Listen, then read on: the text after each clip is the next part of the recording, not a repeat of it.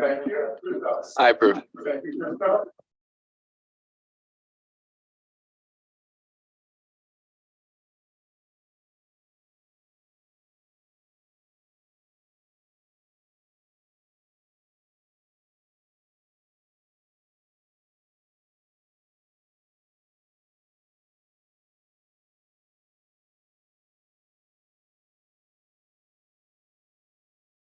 Yes, it appears our spotlight Yes. guest may not be here at this time. So if we could perhaps go on to the next, and hopefully they will be able to attend. Right, when the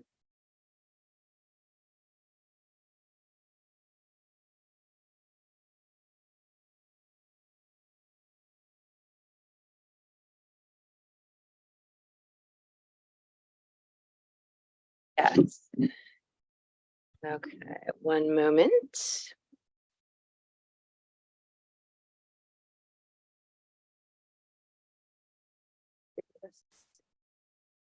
The first one, right? Yep, perfect. Okay.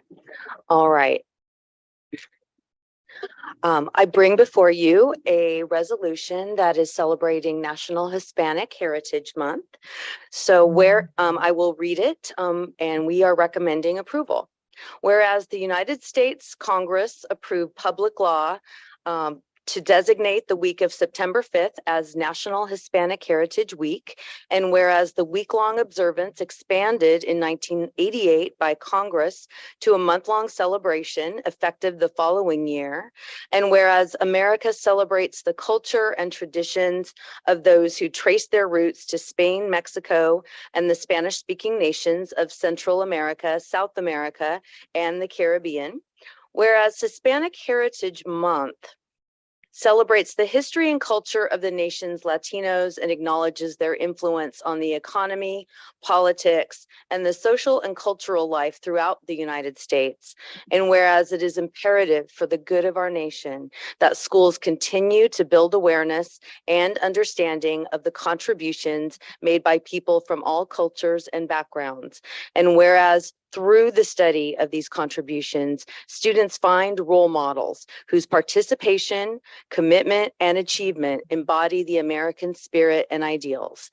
And now, upon approval, may it be resolved, the Mountain View Los Altos High School District Board of Trustees recognizes September 15th through October 15th as National Hispanic Heritage Month. And be it further resolved that the Mountain View Los Altos School District Board of Trustees encourages all citizens to support and participate in the various school activities available during National Hispanic Heritage Month, and I would add throughout the year. Good, thank you very much. So we've all heard the resolution. I know we're in agreement with it. Any discussion? Very good. May I have a motion to adopt? Thank you. Resolution number 23/2410. Recognition. We go back. Yeah, 23/24. Celebrating National Hispanic Heritage Month.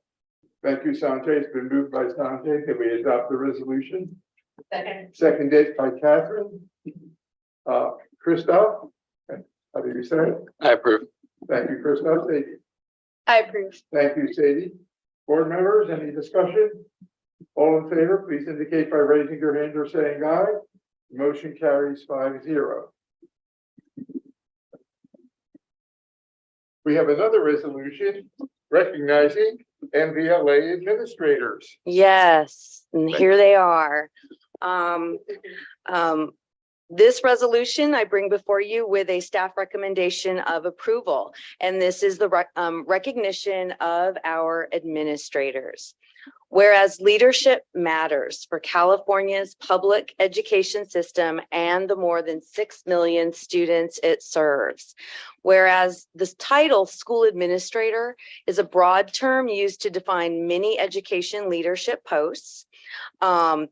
superintendents, assistant superintendents, our hardworking principals, assistant principals, special education and adult education leaders, curriculum and assessment leaders, school business officials, classified educational leaders, technology leaders, and other school district employees.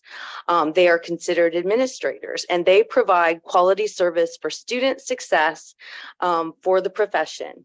And most school administrators begin their careers as teachers. The average administrator has served in public education for more than a decade. Most of California's superintendents have served for more than 20 years, and such experience is beneficial in their work to effectively and efficiently lead public education and, most importantly, improve student achievement. Whereas Sorry, research sorry. shows, that's okay. Gives me a breath between resolutions. Sorry, now. Whereas research shows great schools are led by great principals and great districts are led by great teams. These site leaders and these other leaders are supported by extensive administrative networks throughout the state. And whereas the future of California's public education system depends upon the quality of its leadership. Whereas the state of California has declared the second full week in October as Week of the School Administrator. And whereas the future of public education depends upon the quality of its leadership, as stated. So be it resolved that Mountain View Los Altos Board of Trustees extends its sincere appreciation and that all school leaders be commended for the contributions they make to successful student achievement. We recommend support of this resolution. Thank you, Nellie. So every year this resolution comes forward, and every year I give the same speech, and I think it bears repeating again. There are many people who tend to look at the money spent out of the classroom on administration as somehow wasted overhead. To be a successful school, that money must be spent on good leaders. We have been very fortunate in having very, very good instructional leaders, not just at the district level, the superintendent and the associate superintendent, but also the principals in the high schools. There has been study after study that shows good high schools are the ones that have excellent instructional leaders as principals. That's the kind of leader we hire, and we have grown here. And some of them are in the audience tonight. So this token of appreciation is for you. Thank you very much for all you do. Board members, any comments? I just want to make sure we include the adult school as well in that. Oh, yes. as well. Now, I regard the adult school as a principalship. Absolutely. So that's why we have one of the most, standout adult schools in the state of California because of that. So, but yes, I ditto everything you said, Bill. Absolutely. I think. And I agree with everything you just said. So, Catherine.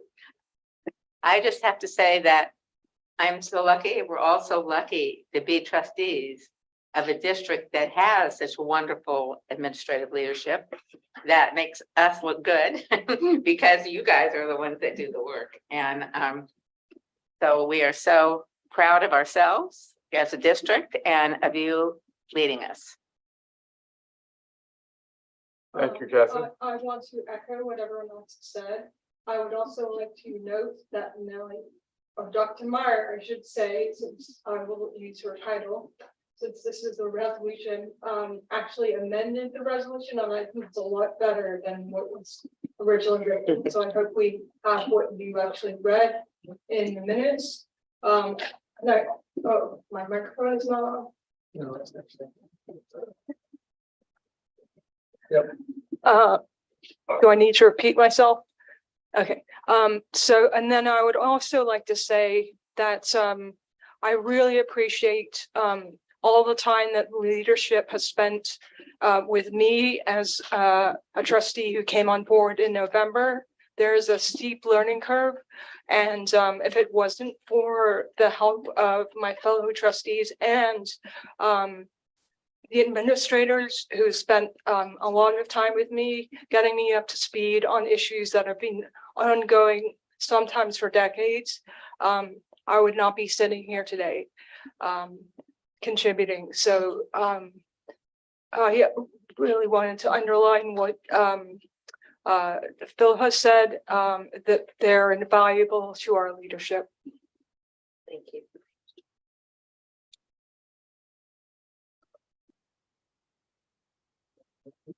Anyone else? Okay, may I have a motion? I move that we pass resolution 23/2410, recognition of MVLA administrators. Second. Okay, moved by Sanjay. Was that you, Catherine, who seconded? Good, thank you. Sadie? I approve. Thank you. Christoph? Thank you, Christoph. Board members, all in favor, please indicate by raising your hand or saying aye. Aye. Motion carries 5-0. The motion, the resolution is adopted. Thank you.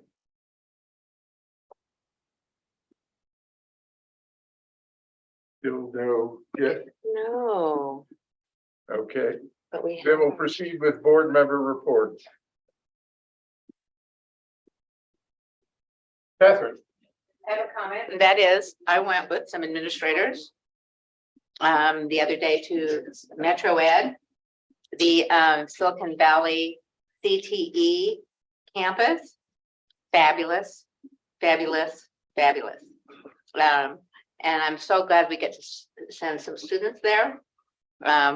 We saw little mini houses, you know, like the size of a closet, that they were putting their in teams, putting their own little electricity in their little teeny buildings. We saw HVAC systems, and we saw a whole room full of fire and EMS gear, and just fabulous to look around there and see all the things that they're doing. And it's the kind of thing that we have many CTE programs on site, but some of them, it's not practical, and we don't have the space or the equipment to do things like build 10 mini houses here on this campus. We don't have room to do some of these kind of things.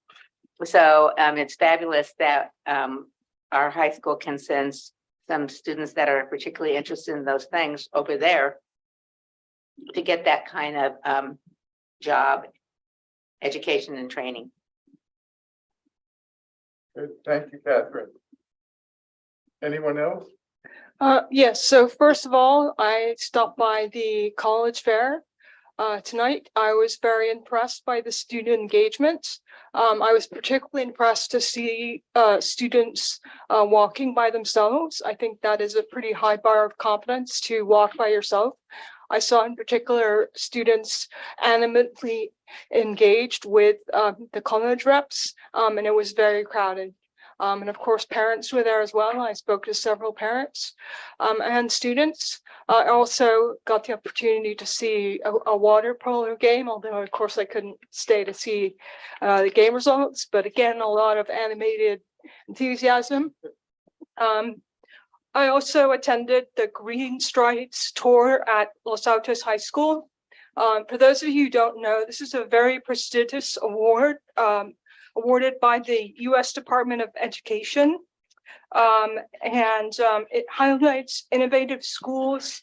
And the 2023 theme was not only about the environment, but also included mental health and wellness. And I was impressed by my students' guides, their knowledge and passion, and each had taken a piece of sustainability to work on. And I was also impressed by the presentations and students themselves. And of course, for those of you who don't know, our construction was demolished sustainably, and I should say our old buildings were demolished sustainably, and we have a lot of sustainable materials in our buildings. And then I would, if you will indulge me a little bit, I want to talk about another event that was important, which is on the subject of mental health. and featured two student panelists. It was moderated by Joe Simidian, and the panelists for our own William Blair, of course, our MVLA Wellness Coordinator, Dr. Jennifer Zamaraga, who is the founder of Aspire, one of our partner programs, and actually one of our own high school first years. Her name is Aria Randir Sendliker, and she is president of the Mountain View High School Club chapter of Bring Change to Mind, a club to reduce the stigma of mental health challenges. She is also a documentarian, and she has created 3 award-winning short films that highlight mental health issues, one of which was screened at the panel. I have sent the links to the trustees, and I hope to include them in the minutes. They're well worth watching. And these are national awards from C-SPAN, and one of them she won, 2 of them she won in middle school. So she was a very impressive person to listen to. And they both of the students talked a lot about peer-to-peer, which is where one student talks to another. They're not a counselor, but they lend support and mental health resources. The other thing, which probably some of you are familiar with, but you may not be, but which I think is important to get the word out, is 988. For those of you, 988 is a number that you can text or call if you have a mental health issue. That can be anywhere from I need mental health issues to someone is in crisis and I need to send mental health professionals immediately to that person. If you call 911, the police will come. If you call or text 988, a mental health professional will come. So I am using this moment to remind those to use 988. And that's my talk about mental health. Thank you for indulging me in that, but I think we can't talk about it enough. Thank you, Stephen. I just want to tag on to that we have a really long and proud history here at MVLA of students organizing on their own mental health clubs to relieve the stigma that was previously and still is sometimes attached to the notion of seeking help for your mental health. And I've always been fascinated by the students who've stepped up and have done that on their own. And I see the tradition is continuing, so that's great. Thank you. Any other board member reports? Well, if not, I guess still hasn't arrived. So we will move on to student board member reports. Let's begin with Christoph today. All right, hello everyone. Last Friday, our monthly Spartans Pause event was successfully held, providing an opportunity for our students to pause and enjoy a moment of calm. The science quad was filled with many students of all ages and a successful event hosted by MVHS's ambassadors. College Night, sponsored by the MVLA Foundation, just happened today at 5 p.m. Over 90 colleges were present to share valuable information with our students and families. The event was another big success, with many students in attendance looking at the many paths they can take after their time at Mountain View High School. To commemorate National Hispanic Heritage Month, our Folklorico group presented a captivating performance during lunch. The outstanding presentation was well received, and the event was well coordinated by 2 of our amazing staff members, Ms. Kittle and Ms. Quinones. Homecoming week is also upon us, and the festivities will start next week. This year's homecoming court was just announced yesterday, and this year's theme is Seasons. Our classes have been working very hard planning their floats for this year, and they will be building them on Thursday night to be shown on Friday's homecoming parade. We will be honoring this year's homecoming royalty during next Friday's football game, and we will finish off the week with our homecoming dance on Saturday. Thank you, Christoph. Any questions for Christoph? Okay, Sadie. All right. On Friday, ASB hosted our annual club fair. Students gathered in the quad, to learn about and join clubs on campus. ranging from cultural clubs like Latino Student Union and Indian Student Association to STEM clubs to community clubs. This was one of our most attended events and loved events with hundreds of students and dozens of clubs. ASB is currently hosting our spike ball tournament at lunch, with finals happening tomorrow. This year, ASB had their highest number of participants with 64 teams and 128 players. ASB is also starting to plan our Homecoming Week 2023 LHS on film. Earlier today, we sent out a form to the students to nominate our homecoming court. This year, ASB has decided to change the former name of Top 20 to Homecoming Court and Top 2 to Homecoming Royalty to show the community that these 20 seniors are being highlighted for their accomplishments, not that they are ranked somehow. Next week is the 19th annual STEAM Week at LHS. Speaker events will be held in theater Monday through Wednesday. During lunch and ACT, students can hear from industry leaders and educators in everything from medicine to AI to data analytics. With many of our students taking advanced STEAM classes at LHS and hoping to go into these fields later in life, we are very grateful for the opportunity to learn from these events. And finally, for Hispanic Heritage Month, Latino Student Union will be hosting a food fair and entertainment by a local mariachi band on September 28th. LSU will be giving out different foods for students to try, including pico de gallo, horchata, and pupusas, all prepared by LSU students. Thank you, Sadie. Any questions for Sadie? Okay, so this isn't actually a report, but just a repetition of something. We have 31 National Merit Scholarship semifinalists in the Mountain View Los Altos district, almost as evenly distributed as an odd number can be between two high schools, with one high school having 16 and the other having 15.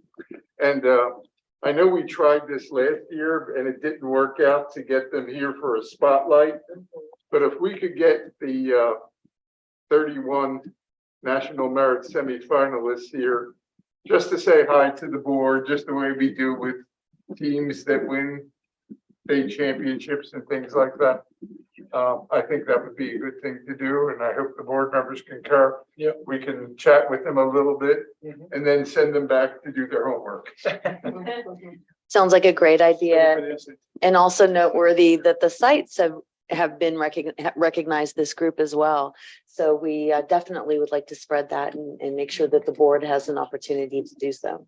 Great, thank you. I really appreciate that. Okay, so let's proceed now with we've done the student board member reports. It looks like it's the superintendent's turn. It is. All right. First of all, I too want to recognize the MVLA team of administrators for Administrative Week. It is a difficult job. All educators have difficult jobs, but it is one that is very rewarding. And we're very fortunate to have such a strong group of professionals. So once again, wanted to just note that, and I appreciate the words from the board as well. So here you can see some of the photos. We had missed the last back to school night. This is Alta Vista. And so you can see some of the presentations that we had. So in this photo, they really are continuing to increase their attendance at their events. And you can feel the enthusiasm that continues to grow at Alta Vista. So excited about that, and a lot of great things happening right next door. We're also continuing with our excellence, equity, and engagement. And we do have an item on the board agenda tonight that is about our district-wide vision. And I had a very positive comment about the need to include these three things as well within that document. So I look forward to having that discussion later. Some of the things that I'm going to show you are pictures of the comments that were made by board members this evening. So here you can see the Department of Education Green Strides Tour. And this really was an honor. We had dignitaries from all over the state, and they had a day and a half, almost 2-day tour of the schools and school districts that had great success around climate and also wellness, and in recognizing that interconnectedness of a healthy earth and healthy humans. And so here you can see in a picture here in the new building, and you can see our students who are on the green team. We have one of our student board members here in the photo next to Principal Ranieri, and you can see also Assistant Principal Mr. Miyahara there as well. Very active team, and below in the right, you can see board member Corns along with dignitaries who are recognizing Los Altos for their great work. And one of the, I think, the most important thing that our Los Altos Green Team has done has really collaborated with Mountain View's Green Team. And so they have shared ideas and continue to really learn from each other. And with the long established team and then the newer one really working together. So this was such an honor, well organized, well planned by the school staff. And these pictures we have shared far and wide. Wanted to also share at Alta Vista. On the left, you can see some of the engaging activities as they work to engage students who really had struggled throughout their high school career around engagement. And really the engagement within the curriculum and within the classroom is the key to their success. So they're seeing greater academic success with that increased engagement. And some of the things that they're doing to make the course of study more relevant. They're bringing in guest speakers, and here you have a gentleman who was a guest speaker from Tesla, and he spoke to the model that they have within the company where they have internships for students. And he talked to them about how you can go straight from high school into a program, and then they will help support you to further your career with the company, but also to support the extended education that you may need to succeed. And so within our student advisory last week, our students on our student advisory had mentioned that they would like to see more of that career planning and some of the career ideas in addition to college. They think they have a good sense of college. They've had a lot of support around college, but not as much around the multitude of careers that are available. So that really continues with the theme. And middle college, I shared this last time, but I just think it's remarkable. These are new pictures of the retreats that they've had and the community building that they do, because they start the year much later. So they're still in Yosemite. I'm just kidding. But they did have that 3-day trip, and they were able to really get to know each other as they bring in new students for the 11th grade class. And our doubling of that program has continued to be successful. Wanted to also share just some of the artwork on display in the beautiful new building. If you walk around this building, many of us have these in our offices. I have mine personally at home, but you can see the artwork that our students have made using laser printers within the wood, and just the gorgeous displays and intricate woodworking that they do within their classes, where they incorporate mathematics, engineering, and computer science. Also, as mentioned by Christoph, the Folklorico, you can see the celebration at Mountain View High School that occurred to celebrate Hispanic Heritage Month, and then also a Latino Parent Night that they held. And then you can also see other photos of different activities going on at Mountain View. Their robotics recently was very successful, both of the teams from both of our campuses. They've been working on weekends in the new facilities, and our robotics.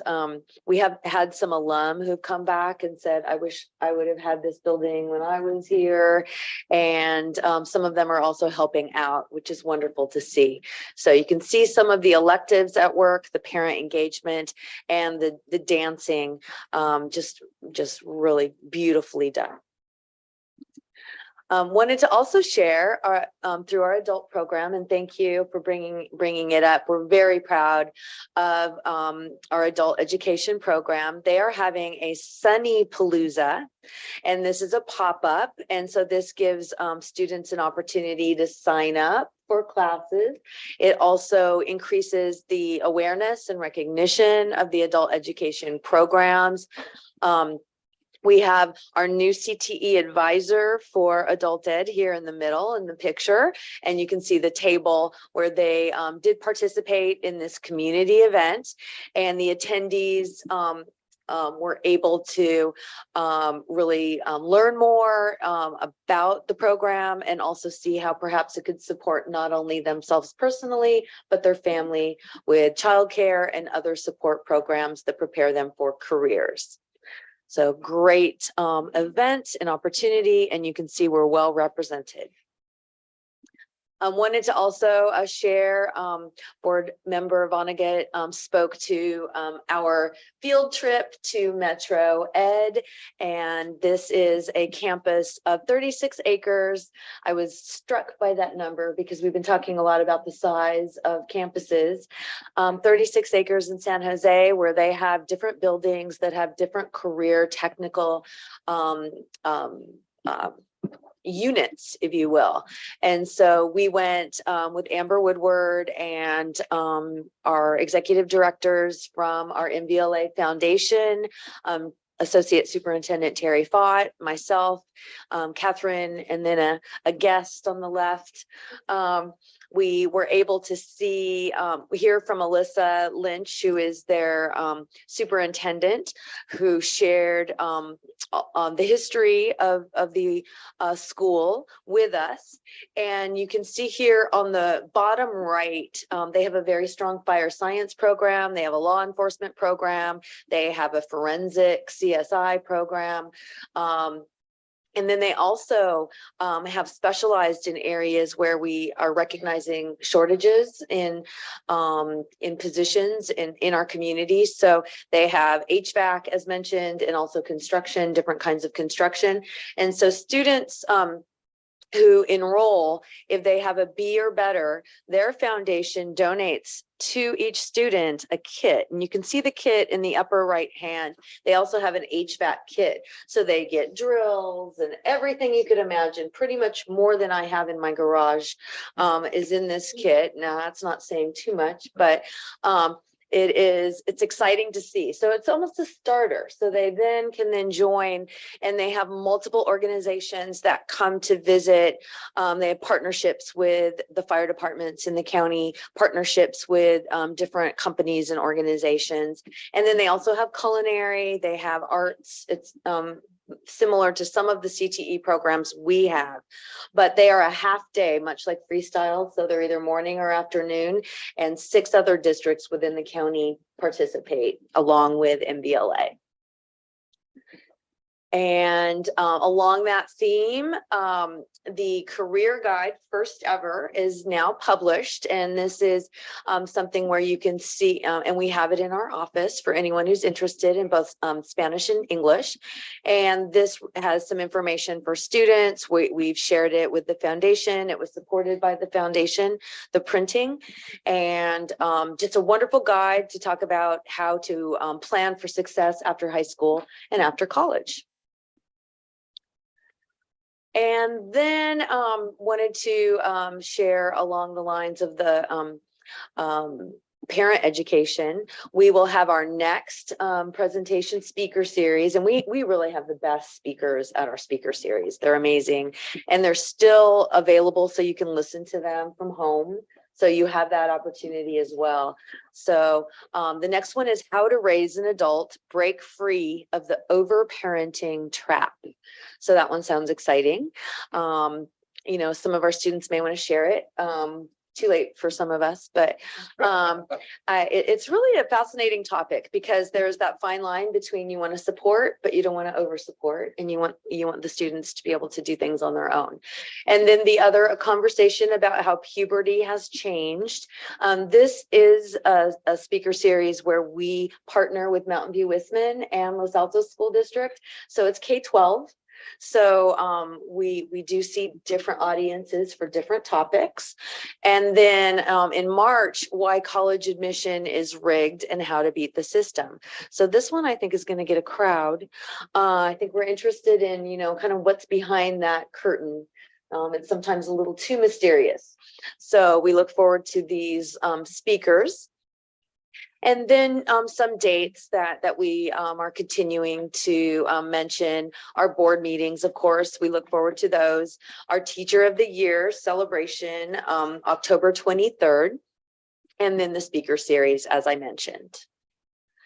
And here we end with a picture of some of our freestyle students, and that concludes my superintendent report. Thank you. Thank you very much. That was great. Any questions for Dr. Meyer? Okay, very good. We'll move on. This is the time when the representatives of our professional associations may address the board, but it looks like no one is here tonight for that purpose, so we'll move on through that. At this point in the agenda, we invite public comments on items that are not on the agenda. If anyone would like to speak on an item that is not on the agenda, please let me know by filling out a green form and handing it to Amy here. And if there is no one, well, then we'll just move on. It looks as though there is no one, so we'll move on to the consolidated motion. Tonight's consolidated motion has 12 items, 16.2 to 16.13. May I have a motion, or is there anyone who would like to pull anything in the consolidated motion? I move that we approve consolidated motion items 15 to 16. A second. Moved by moved by Catherine, seconded by Sanjay, that we approve the consolidated motion as presented. Is there any discussion among board members? Sadie? I approve. Thank you. Krita? I approve. Thank you. Board members indicate approval by raising your hand or saying aye. Aye. Motion carries 5-0. So we are now up to item 17 and still no guest. And item 17 is items pulled from consolidated motion. So we've done that. World Language Department presentation, item 18.1.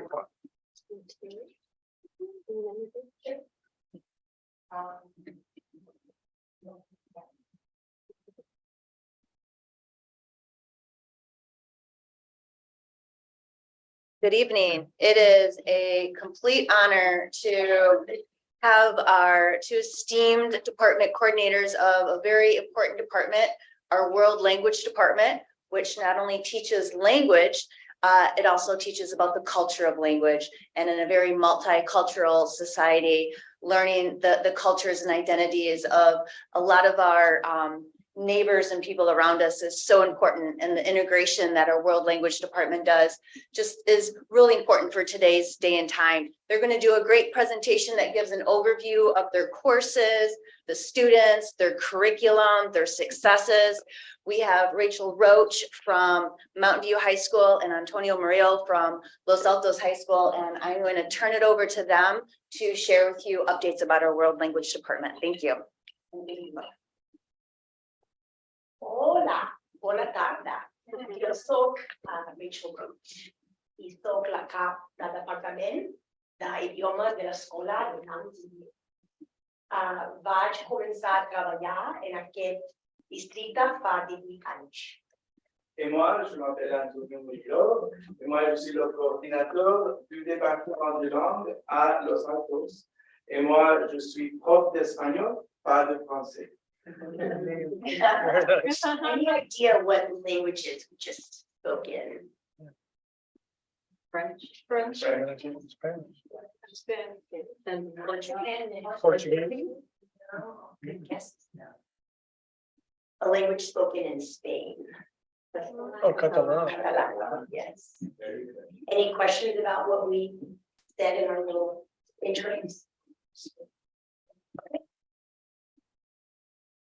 Hopefully you were nice to us.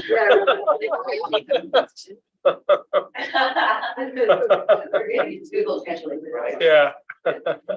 Okay, so our agenda for today, if you could go to the next one, we'll do a department overview and talk about our challenges and some our successes as well. Okay, so department overviews, as you can see, in Mountain View, we offer 4 different languages, the largest subdepartment being Spanish with 7 teachers. Total, we have 52 sections of language classes this year, and 4 of our teachers are national board certified. And also, as you can see, our departments are pretty much the same size. We have probably like an 80% teacher or 80% FTE difference. The only difference is, well, some of the differences would be that at Los Altos, Latin is taught, and at Mountain View, we do have Japanese that is taught. That's different. That's not taught at the other schools.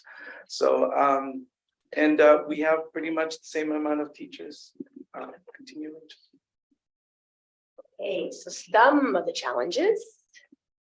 At Mountain View, also in Los Altos, the last couple of years, we have seen a decline in French numbers.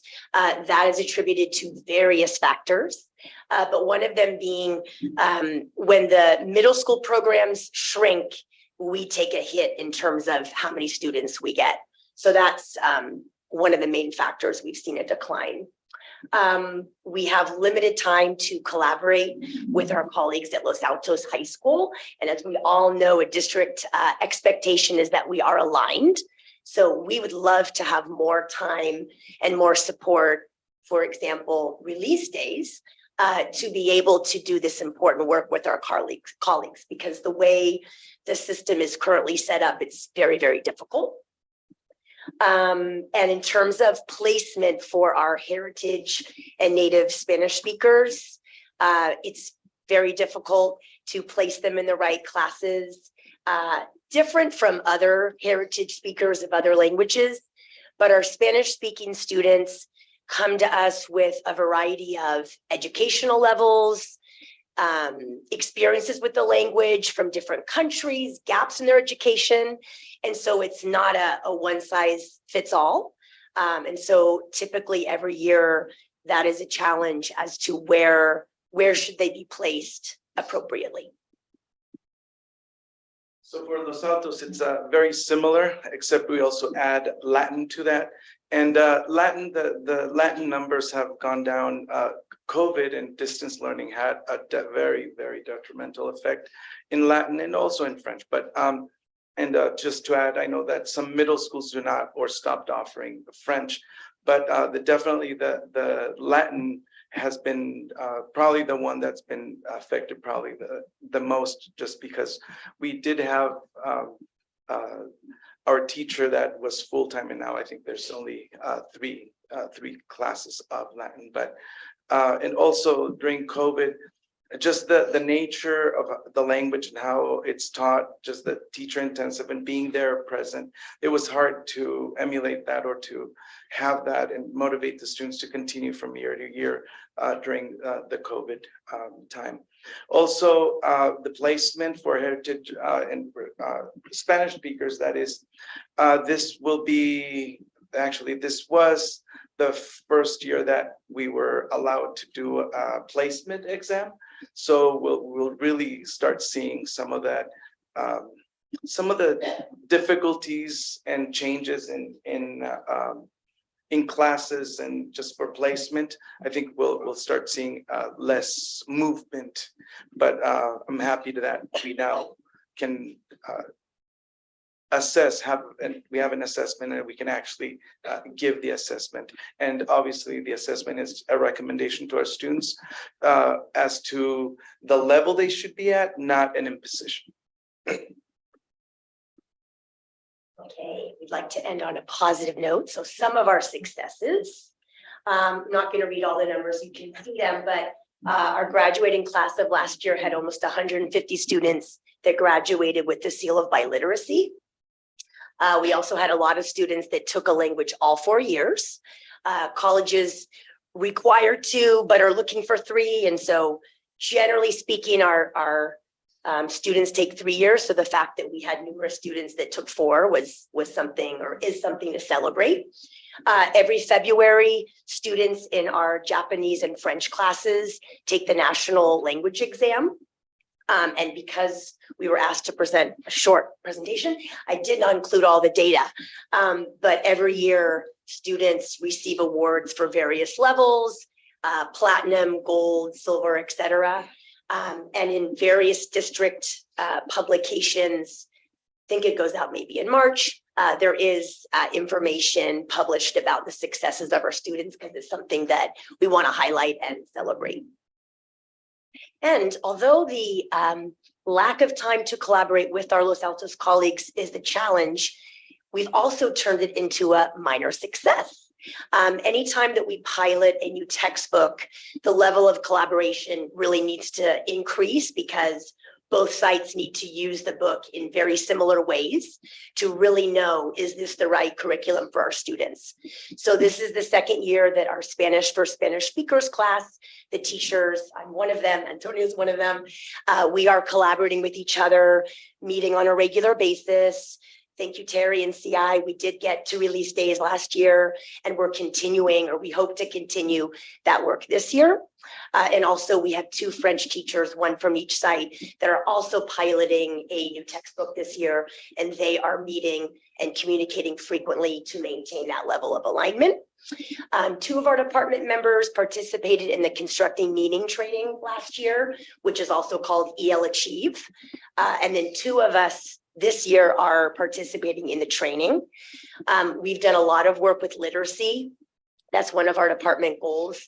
A lot of the teachers in my department, anytime we do a reading in class, regardless of what type of text it is, we implement reading strategies to give students opportunities to discuss what they're reading and demonstrate their understanding. And then our Mandarin and Japanese teachers have applied for and have won innovation grants for different cultural activities. And some of our Spanish teachers have applied and won innovation grants for Google Cardboard to do virtual field trips and virtual expeditions. Rachel, could you leave it in there? Oh, I'd like to glad. comment Yes, something. yes. And so something that I'd like to comment for the innovation grants, because the department at Los Altos, we received an innovation grant for a number of years. And I know that that's limited, or funding for a limited number of years. And we did what we called World Language Days. And though that was like phenomenal, but it's really hard to continue with certain events or weeks like World Language Days when the innovation grants are only there for a limited number of years, and it's just to find funding. That's the difficult. But it was those, we had wonderful events and activities that the whole of the school was invited to, and we really got members from the community to just come in and volunteer. But also, I think that was the funding for right now. With, and you can go to the next one, Rachel, please. And that was that's still you. Yeah. Too. Sorry, we're gonna switch back to Mountain View. Just briefly to show you some AP data. We are very proud of how students did last year and have been doing. What's not highlighted here, because there really isn't a lot of data for it, but what does success look like at the lower levels of languages? And really just at the basic level, students that start out in Spanish 1 or French 1 and barely can say anything, and to see their growth throughout the year, having taught Spanish 1 many years, it is remarkable. And the fact that we have so many students that continue on to higher levels, that in and of itself is a huge success. We just don't have data for that. But yeah, our students, generally speaking, continue to level 2, level 3, not just in Spanish and in all the languages. And that is a huge indicator of their success. Okay, for Los Altos, the first point is covered in a table that's coming up. So some of our languages like French, they do the national language exam. And really in all the exams, national exams, or the Mandarin that we'll see in a little bit, the writing exam, our students far outperform the national average. That's like, and we have a lot of great successes throughout. Some of the successes that we've had, like Rachel mentioned, is that because of the way the adopting new curriculum and piloting new curriculum, and the more communication that we have, for example, Rachel and here at Mountain View, and me and Dajana Swank at Los Altos with teaching the heritage speaker class. When we're piloting that book, it just builds that rapport, and we're able to continue collaborating beyond. So I think it's at least the way that piece is set up is it's really, it forces us to come together, and we've continued at least with that one. And we do also have another French example that they're going through a book pilot right now. Go ahead, go to the next one, Rachel, please. So the seals of biliteracy, and these numbers right here, these should be 23, 22, and 21. But we do have a good number of our students receiving that seal of biliteracy, and when we see, for example, that 216 students receive, like it's more, there's students that receive more than one seal of biliteracy because they're multilingual, and they either they fulfill the requirements for that. And yes, a lot of our students, and when I first saw this number, 62 students taking 4 languages, well, it just means that students came already to Los Altos at either level 2, level 3, or even AP. But students that started level 1 and did the 4 years, that's why that number seems a little lower. At least it did at the moment. But definitely we have students that go, take, for example, for Spanish, they take AP language and AP literature, and that would be the 5 years. Go ahead, Rachel, go to the next one, please. And when we look at this data, it's just we see that, and if we're to look at national averages, our students are really doing really well in these exams. There's a couple of exams that like we see a little difference between the Mandarin and the we don't see it here for Japanese because we don't have Japanese, but they are graded on a different rubric scale, like the Japanese and Mandarin, they're graded on a 6-point scale as opposed to a 5-point scale. So you might see like a big jump, like a difference between those, but it's because it's a different rubric. Go ahead, Rachel. And also, just like we do have teachers that are participating in the constructing meaning training, and I know it's coming to the rest of us, but the bulk of our work, at least since I've been a coordinator, we've been working with alignment, and that's been one huge thing. And then the work with equity that really fit in with that alignment piece. And in the last year, it's the beginning of the year before, we started working with creating rubrics for all of the languages. And now it's within the language, we have rubrics that level 1 teachers use, and that they and students, the way they're assessed, they get used to the rubrics that are used that are pretty much as they continue. It's similar rubrics, so it's an equity. It's a phenomenal work there. Also, I know that it's hard for departments to agree on some things. I don't know if issues, but some areas in when we talk about grading and other aspects, curriculum and other aspects of things. But when I came as coordinator, I just talked to the department and I said, there are some things that we can agree on. For example, our AP teachers have agreed on the categories and weights of grades for AP, all the AP classes. Latin, there's no spoken aspect, so that it's a little different, but that's one thing we don't do as a department, like the no zero grading. So there's some agreements that we have reached just by just conversing and see that what can we agree on. Okay, before, I don't know if it ever be mandated, but we've done some great work, and also that work and with those those rubrics, and now with some course team goals that we're working with this year, that will definitely help in our work with equity and vertical alignment within languages. Next one, Rachel, please. So this is one of the examples that Rachel said she didn't have the data for the language, but it's very similar at Mountain View. This is the some of the results for the National Chinese Essay Contest that our students are performing phenomenally well. And there's just some of those results. And next one, Rachel, please. For Latin, the same thing. Our students and Krista Grexak does a phenomenal job with our students, having them take the National Latin exam and also the AP exam. And there's some benefits for students either even performing above the national average. And also there's possibilities of scholarships and other benefits. And Chris's program was featured at the Talon, our school's newspaper. And it was described as a strong community fostered in the class, making it a safe place for students to learn and grow.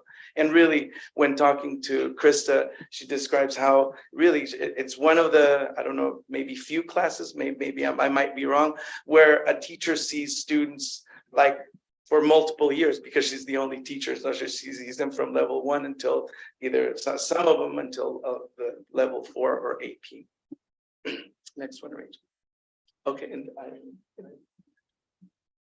So that concludes our portion of the show. We do have photos, but we're being mindful of the time. So if you all would like to see them, they're included in the presentation. Yeah. Well, thank you both very much. I know we have some questions. Who's ready with the question? Sanjay? We go first. Yeah, you get to go Yeah, first. thank you. Great presentation. Really enjoyed it. And I did see all the pictures and went Oh, you through did? it. So Thank yeah, I you. did. I went through the presentation ahead of time. So yeah, it was great. So a few questions. I saw the answers that I think some of the people questioned. So I got those. So on the subjects where you said to French and Latin, you're seeing a decline. So have you looked at it, like if you would want to replace, I'm not saying that we will replace any of it, but if you wanted to, is there something you would want to do next? Is there another language you would like to bring to the high school, or additional sections of some of our current languages? I don't know. I think that's a decision for the district. I think that when you talk about declining numbers, especially the teachers that are teaching those languages, is a touchy subject, and because it means that. Well, let me ask it a different way then. Do you see a need for any other language that the community would like to have? Maybe somebody else could chime in. Nelly. I don't know that the community is necessarily asked for this, but a growing language is Arabic. And so when we're looking at preparing students for careers in the future, we really look globally to see what languages are there. Is there a lack of and a need Farsi, for? maybe Farsi. Maybe Farsi, Farsi. not Arabic. Maybe, So but Farsi. that language definitely has, I think, quadrupled in need. And so when we've looked at the data, that is one that is not often taught, but it's one that's definitely something that some schools are starting to adopt. Interesting. And for some of your questions, we were only so knowledgeable and so far in certain things fall within our scope day-to-day kind of thing. So I know I know Mr. Morales is here is a little more knowledgeable or has access or our principals. So thank you for the support with those answers, but continue. Please. Well, if I may, your question also was if we were able to offer more sections with the languages we currently offer. For Spanish at Mountain View, 100% yes. Our classes are very, very large, not all levels, but many levels. So if that was an option, we would definitely support that. My next question is, so I'm looking at the score switch for Mountain View High School. So there's one kind of outlier, the one for on AP Spanish literature.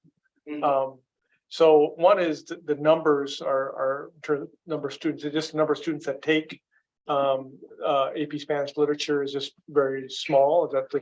So, yeah, we've only had one section the last couple of years, and not all students that take the class take the exam, because a lot of colleges, you max out at how many AP tests you can take and receive credit for. So a lot of students that take the AP literature class have already taken AP Lang, and they've taken that AP test. Right. And so, if they're not going to get credit for it, and I'm generalizing here, but if they're not going to get credit for it, why take the test? Your question was, why was the score lower, or the number of students taking it? Both, but I think you answered the first one, Yeah. to why it's number of students, but the score also. The score. So according to College Board, the AP Lit exam is the second most difficult test, because there are, how many authors did you say? There's a large number of authors. And like literary devices you need to know, and you don't know which of those will be included on the test. But And these so, scores are just from last year. correct. So over like last five years, do we have that? I don't have that data here. I will say that I looked up, the national average last year was 2.9 for the Lit exam, and Mountain View scored a 3.1. So lower than the other tests, but higher than the national average. So. Okay, great, thank you. Esme?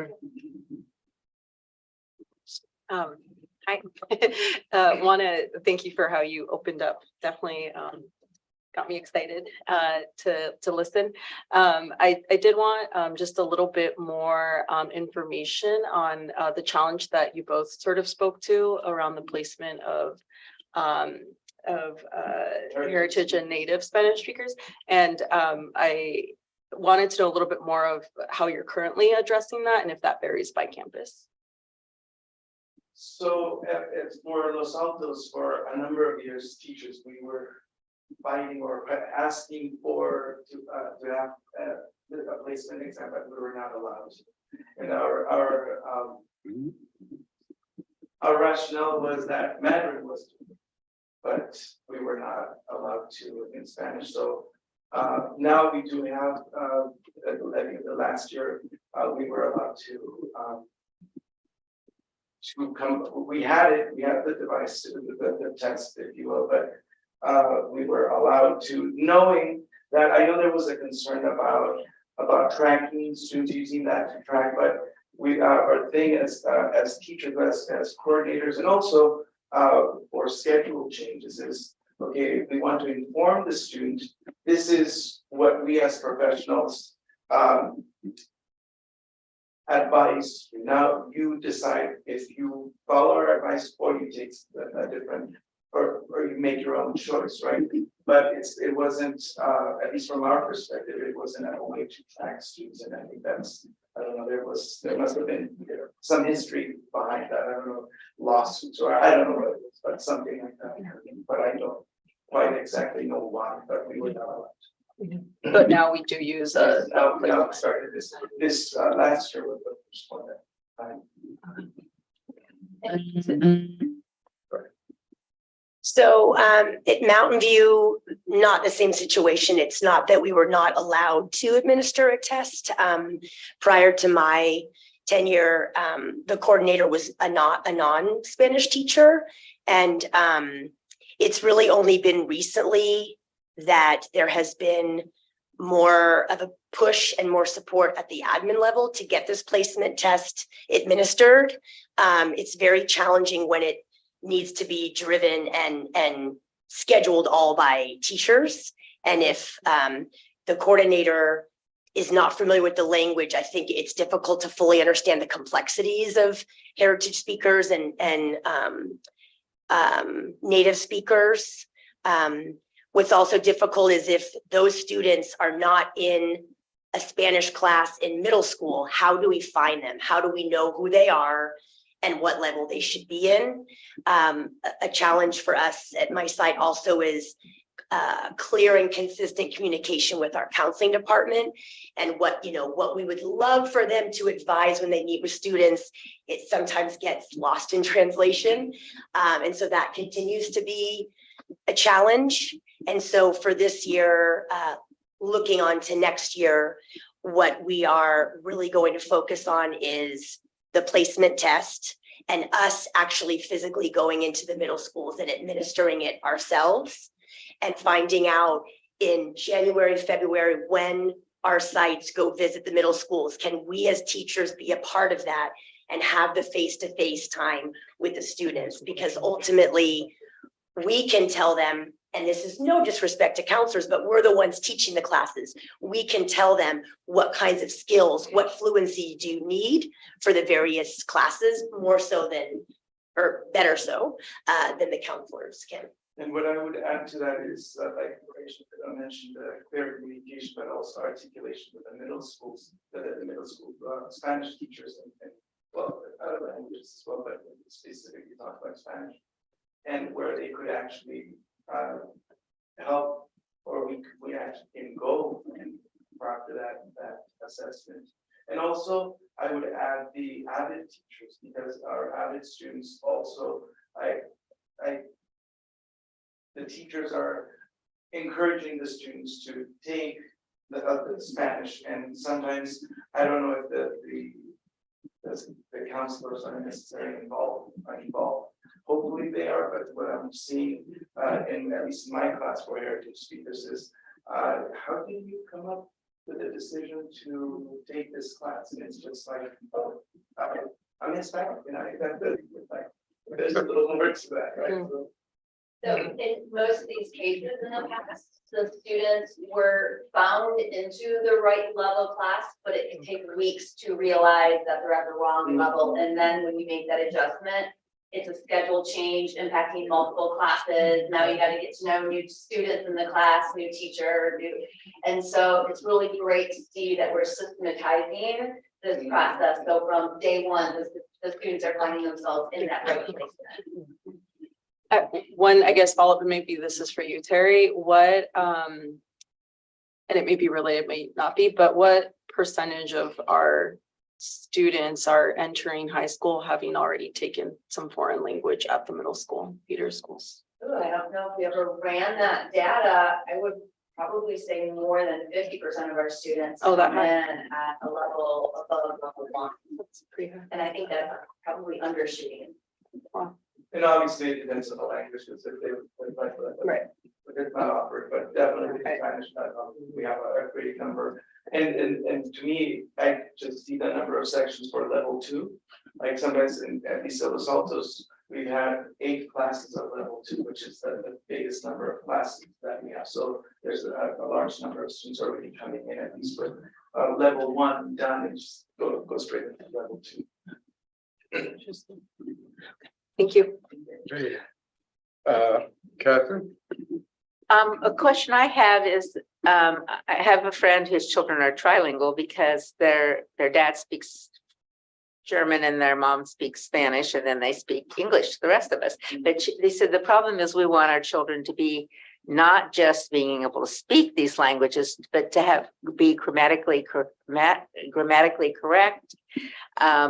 use proper, be able to read the language at higher and higher levels, and so on. So is that some of the problem with the heritage and the other speakers, is that they speak the language, but they do not have the formal grammar and reading and stuff? Or what is the main situation?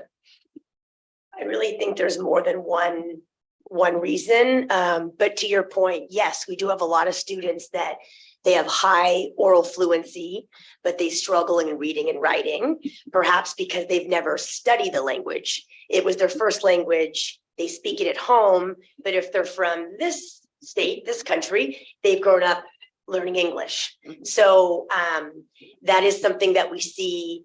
Also, students they tend to undercut themselves and like, oh, I can't read, I can't write. But then when you have them read something, they actually can. They're not always really good at self-assessing their skills. But again, out of all the different levels of Spanish, at least at my site, the class that has the most diverse learners, the most diverse needs, experiences, etc., is the Spanish speakers class. It's definitely the most diverse. Yeah. I guess to your question is, I guess it just depends how much exposure the student had at home. A lot of the times is you're an auditory learner, you just grew up hearing it and speaking it. And if you were corrected by your parents, then you're coming in at a big, higher level or skill. But if you were never corrected, maybe the way you heard it, it's maybe like your writing, it shows in the writing because they just genetically writing it. So that's where the assessments come in and we can do a proper placement, at least for thinking of the main Spanish. I'm pretty sure French does that in Mandarin, because at least at those. Yeah, so I'm glad you actually answered a lot of my questions beforehand. So thank you. But I did want to ask you, in terms of equity, since we want all students to have the opportunity to attend college if they wish, do you have any numbers on how many students take it to fulfill the UC requirements for language? Do you have an idea? If not, you can bring it to the next presentation. But to me, that would kind of show if we're, at least in this area, how well we're doing in terms of equity. And then I also, just personally, I'm an immigrant, and I actually, in the equivalent of elementary school, I took Latin. All students did. And I feel it's really helped with my understanding of complex English words, because a lot of English words come from Latin. So I just wanted to put in a plug for Latin. And then also I took French, and at the time, the AP, they didn't have a second AP, there's only one AP. So I ended up taking Spanish 1 because I like languages. And it was a really interesting class. There were a huge cross section of students that I had never kind of seen before. And I can imagine that would be the same if I were to take Spanish 1 at one of your schools. That you would see a huge, I think Spanish is now more popular than French. I think when I was a student, French was sort of at least my mom was like, you must take French. And it's like, okay. But I think Spanish is clearly more popular. So I can imagine that you have a huge range of backgrounds, knowledge, can you talk, since you are Spanish teachers, can you talk about the challenges of that in particular? Because you have native speakers, you have heritage speakers, you have people like me who are just like, well, I just would like to take another language. I'm done with whatever language. So I came in with a lot of background, right, in another language. So that really helps, right? Whereas if you come in with no language experience, it's very difficult to start acquiring a new language. So can you talk about that? Because I think there's also the challenge of some students have never, you were alluding to middle school. And if you haven't taken any language class, even if you speak language, it's really different than if you're in a classroom with a textbook, right? It's like any other class. So could you speak to that? Because I think I want to both applaud your efforts and also kind of understand that equity issue better. So the first part, I believe you asked about the number of students that are going to HCG or something. Yes. And I think that we do not have that data, but I think that's definitely a counselor question. I think we, at least from the coordinator part or. Could I just jump in on that? Sure, certainly. District wide, it's about 70 78% of our graduating classes complete A to G, and a part of the requirement is that you have 2 years of the same consistent language or an AP class.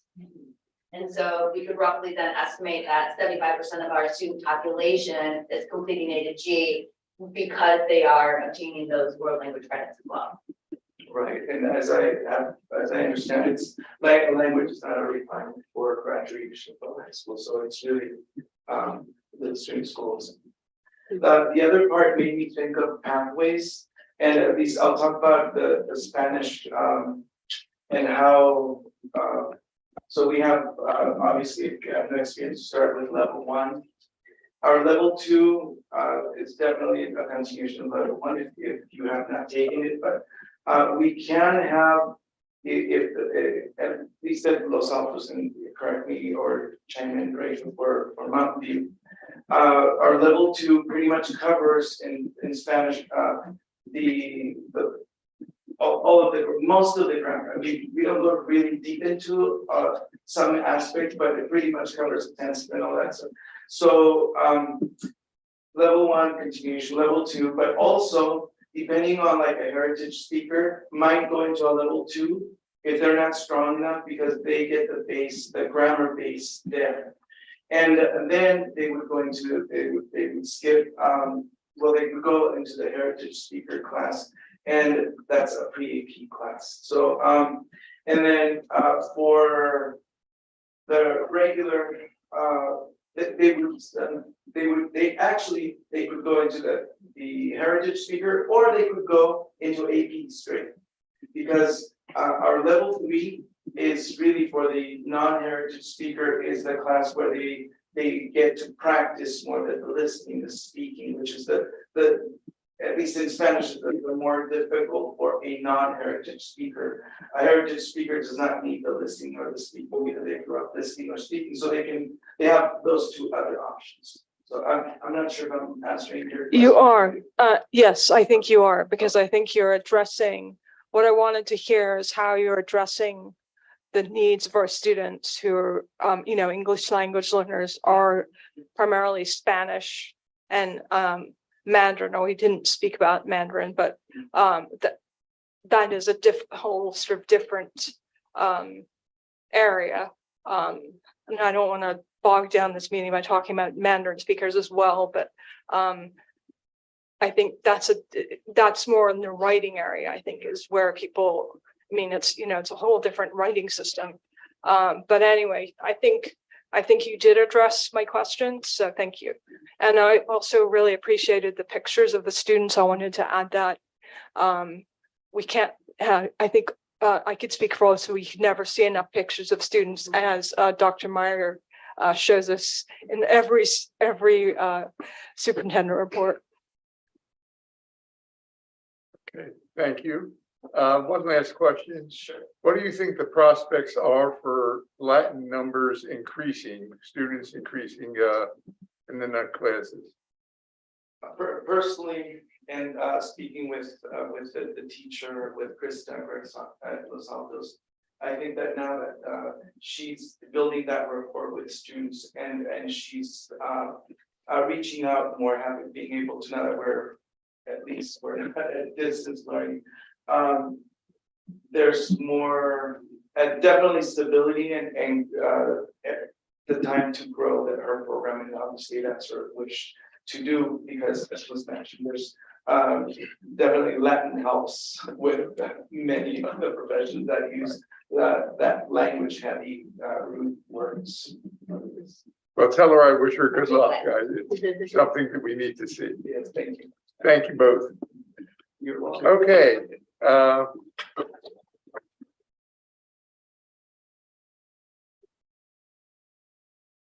Next, we have a policy to consider. Dr. Meyer.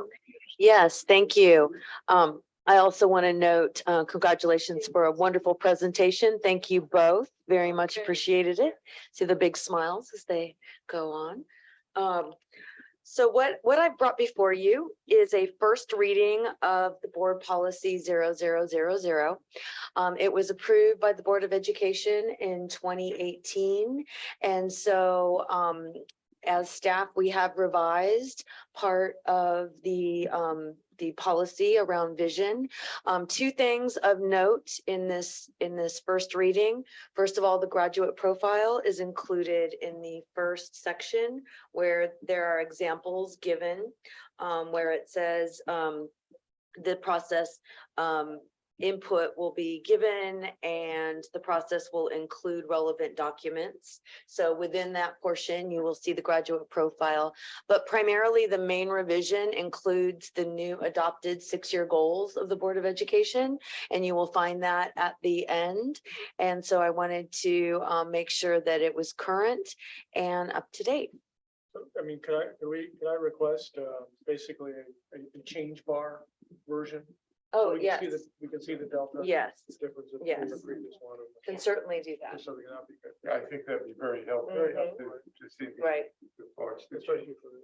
Yeah, and we're not actually, it says action, but we're not actually We're acting not on going it. to take any action. No, this Because is this is the first first reading, Right. correct, So we're just discussing. right. And the graduate profile, and then also those.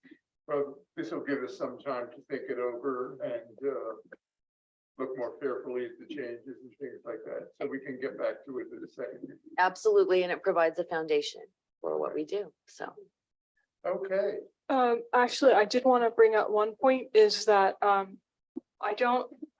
asked this of, Nellie, and I don't think we've formally adopted academic excellence, equity, and engagement as part of our vision. I don't know which, I don't really have a preference for which bucket it falls into. I would maybe say philosophy, because a motto I would think is more of a sentence. But I'm not particular about it, but I do think that it's something that Nellie has in all of her reports, and I think does kind of summarize very briefly where we're trying to go as a district. And so that is a vision, part of our vision. I agree, all three of those words should be in there somewhere. Thank you. okay, any further comments? All right, No. Okay. and we have one last item.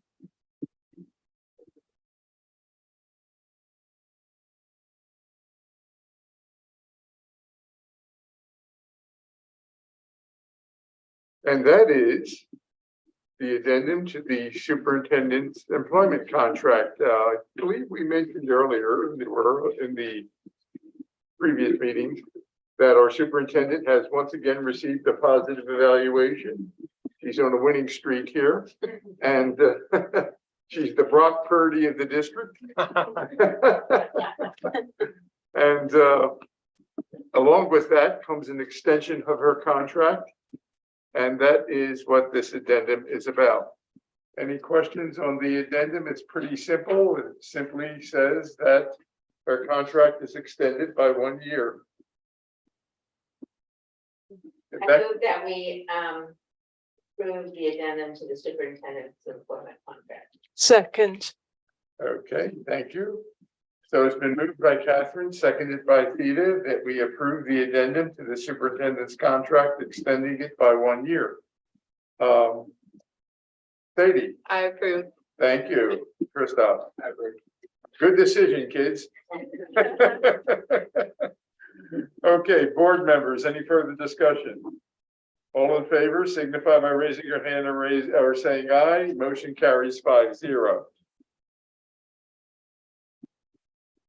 And we are up now to the routine parts of our meeting. Our next meeting will be October. What date is it? October? 16? Yeah. Okay.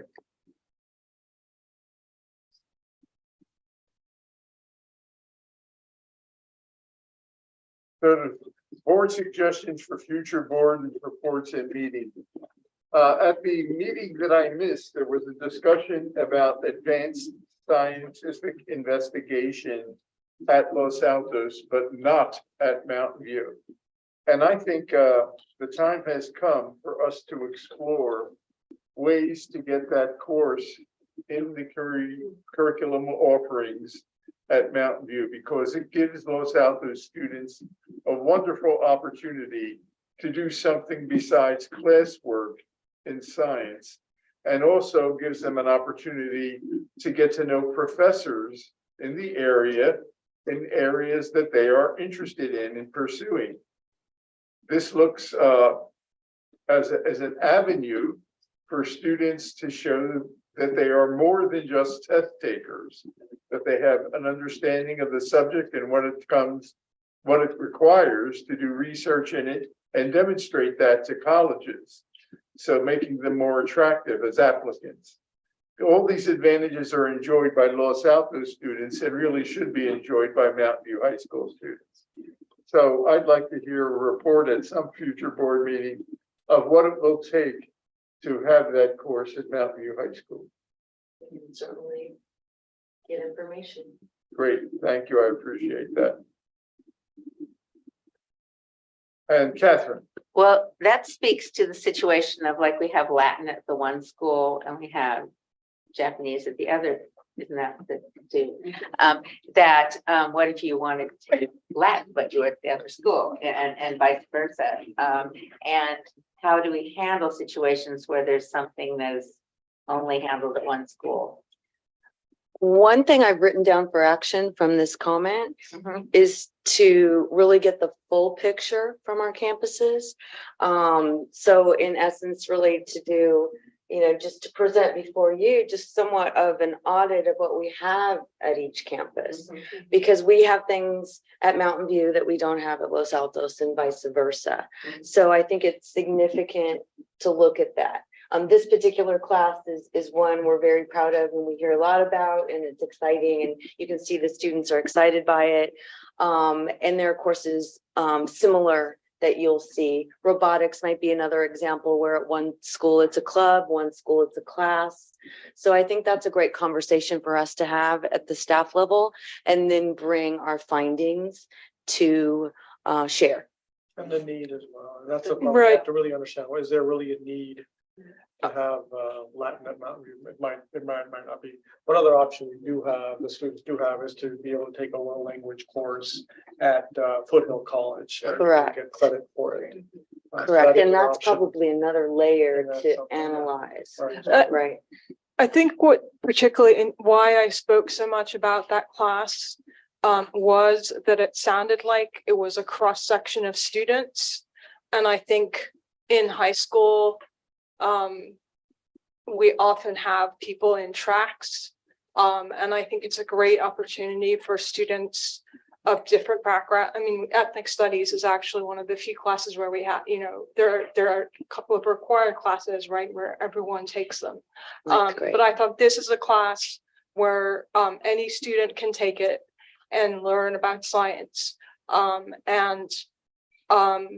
think Kip did indicate that there was a similar opportunity at Mountain View High School, but I would really, for myself as a trustee, I want to ensure that we are, it doesn't have to have the same name, it doesn't have to look the same, but a class where any student can go and learn about science, and they're not learning from a textbook.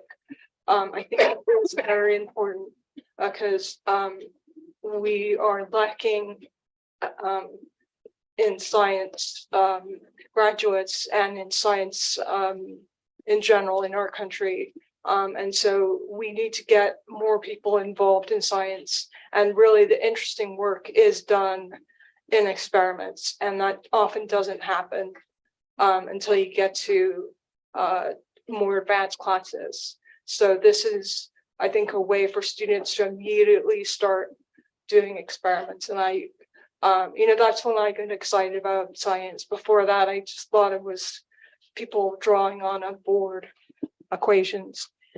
And the components we heard that were so exciting about ASI from the science coordinator last meeting, choice in what that research project would be, the ability to compete at a very high level, interact with professors locally, all of those components really have created this very exciting class, and it's a draw. We know that.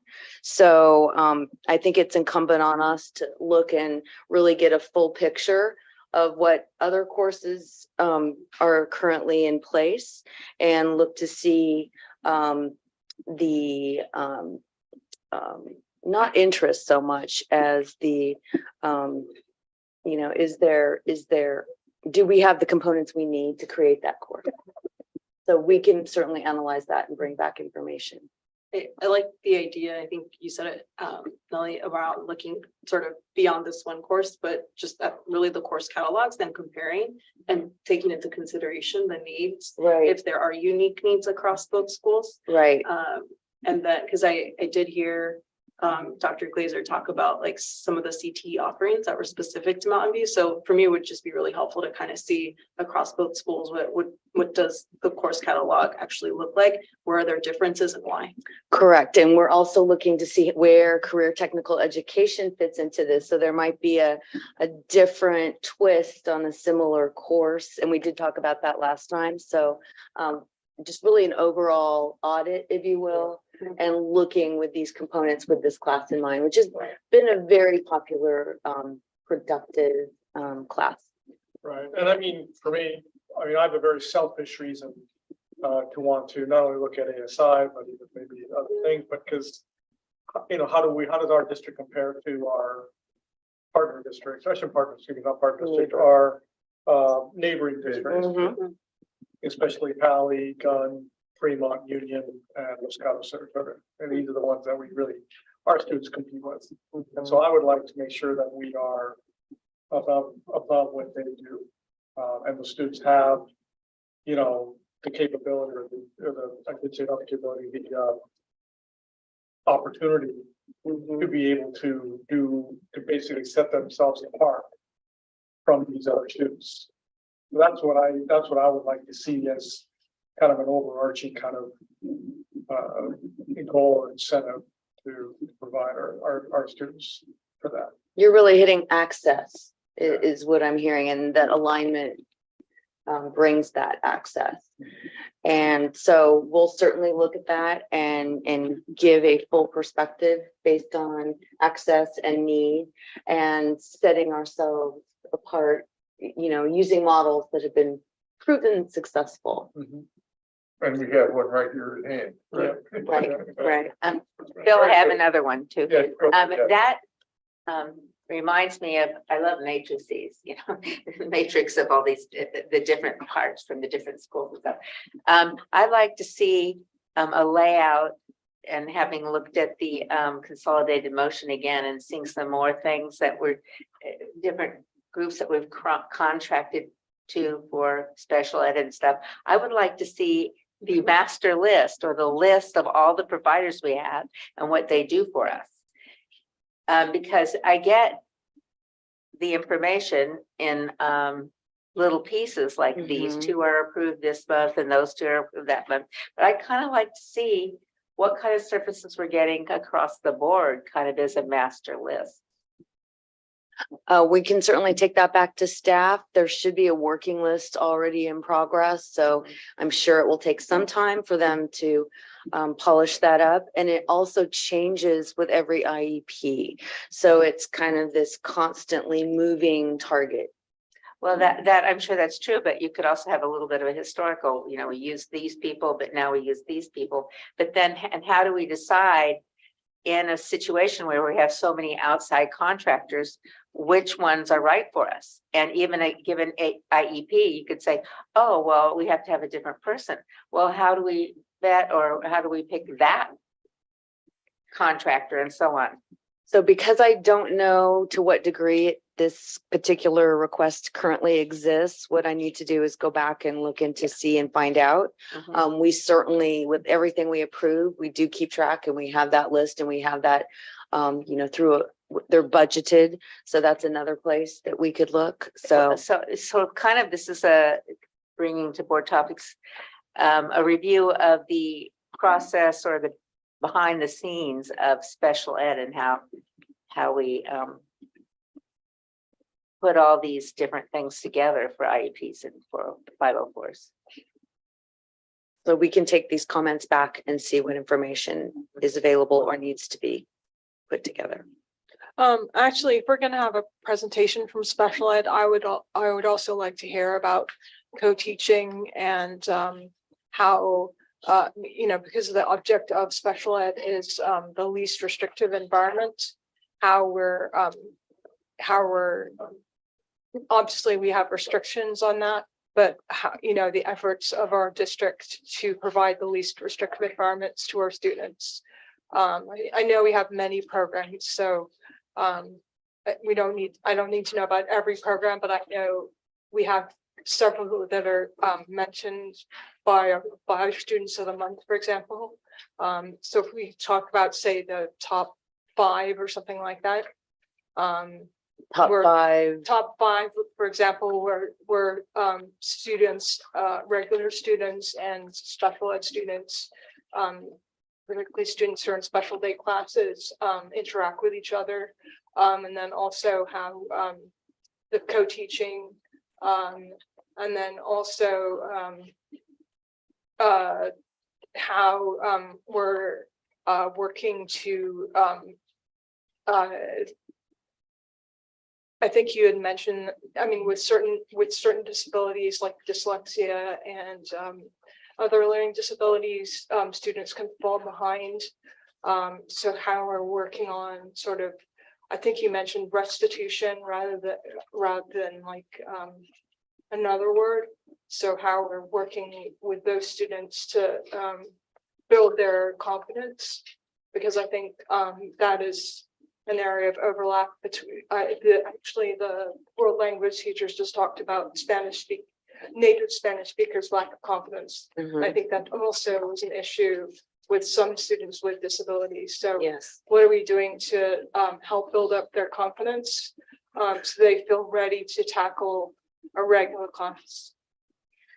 So I'm hearing definite interest in a future presentation from special education on some of the specific services provided, ways we're supporting students but not remediating them, and also some general information about programs that we have that are not only within the general education integration, but also specific targeted supports. I think it may be best if sounds like basically a presentation on special ed. Yes. And Tita, I think, has a list of questions. So Yes. basically, before that presentation, maybe to email all those questions so they get either addressed during the presentation. Yes, definitely. And in fact, I was even going to suggest listening to this portion of the board meeting. Okay, I think we've covered everything there. Any correspondence that we need to know? Just one last comment. I'm going to re-invite our guests who, for some reason, were not able to join us, because I really look forward to recognizing them and celebrating them. So we will push that into the next meeting. Very good. And don't forget the scholars. Oh, yes, absolutely. It's on my list. Yes, very good. Okay, our next meeting is October 16th. See you all there. May I have a motion to adjourn? Motion. Second. I believe that was Catherine, seconded by Theta. Any discussion? Sadie I approve. and Christoph? I approve. Thank you both. All in favor, please indicate your hand or say aye. Motion carries 5-0. We're adjourned. Thank you.